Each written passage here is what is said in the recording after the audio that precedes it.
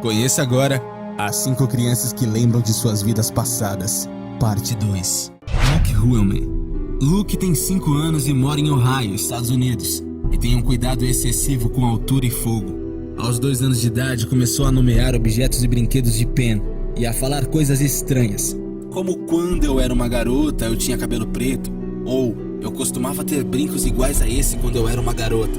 Tudo isso era considerado brincadeira de criança, até que um dia, despretensiosamente, sua mãe, Erica, decidiu perguntar quem é Pen.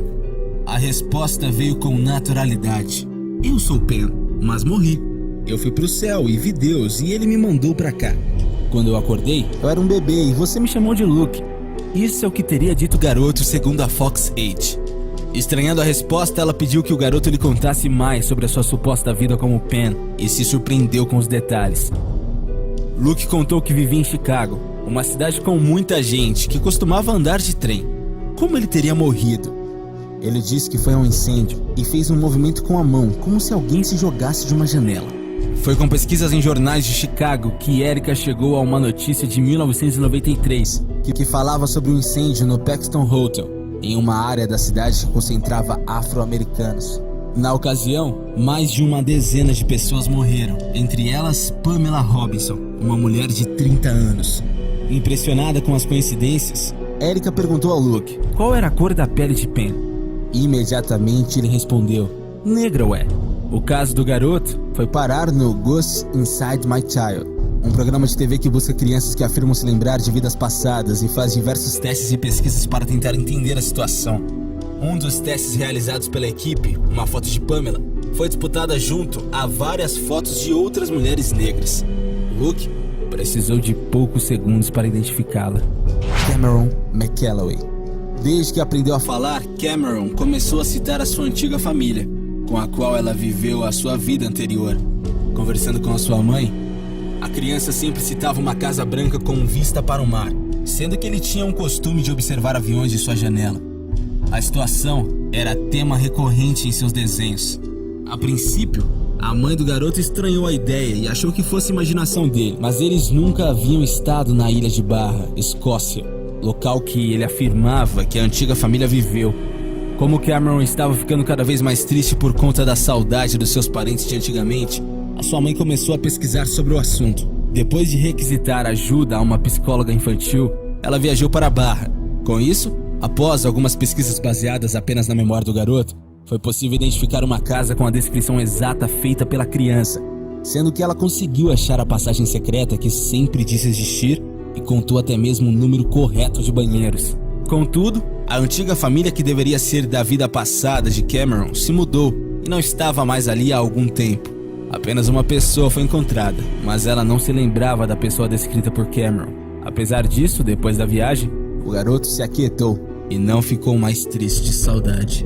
Carl Edom.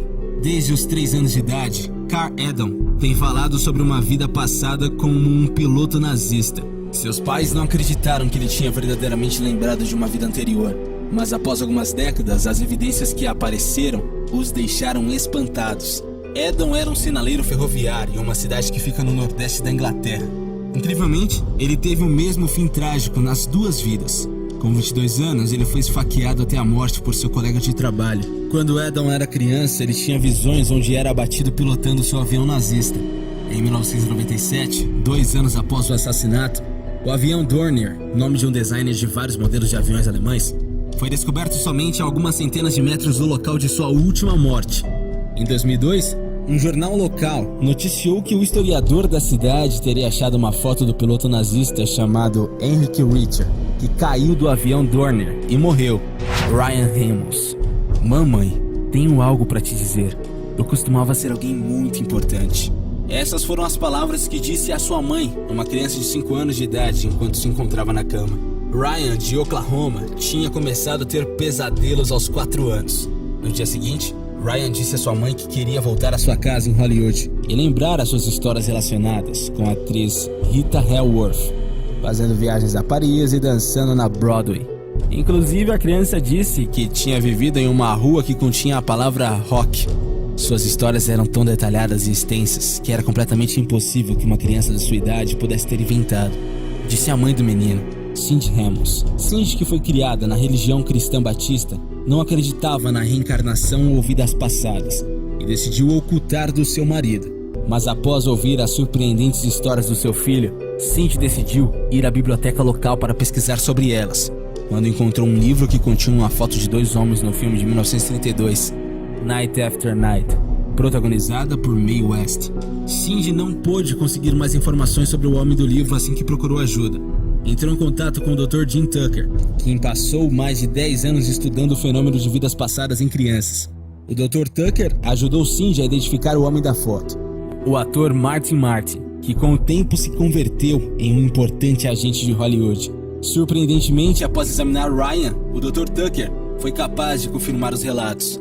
Com base em 55 detalhes sobre a vida de Martin que o menino havia lhe proporcionado, Martin havia dançado na Broadway, viajou a Paris e, inclusive, viveu em uma rua que, de fato, continha a pronúncia semelhante a Rock.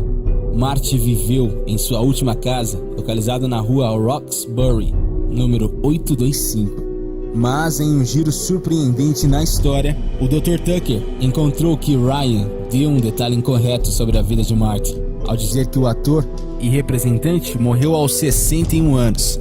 O Dr. Tucker descobriu em um princípio que Martin havia morrido em 1964, à idade de 59 anos, e não aos 61, Purnimina.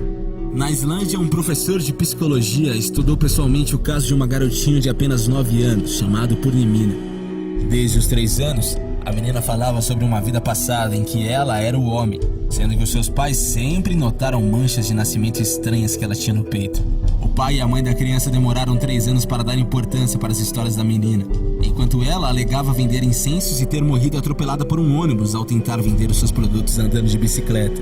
Como a garota continuava a afirmar ter vivido perto de um determinado templo e de ter dado o nome da sua pequena empresa, Ambika, o professor começou a pesquisa.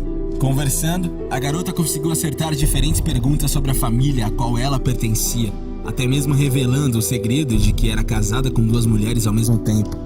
No final das contas, um exame comprovou que a garota era a reencarnação do homem, sendo que até mesmo as marcas de nascença correspondiam com os ferimentos que a levaram à morte na vida passada. As histórias citadas anteriormente são somente exemplos de diversos relatos que podem ser encontrados em depoimentos pela internet.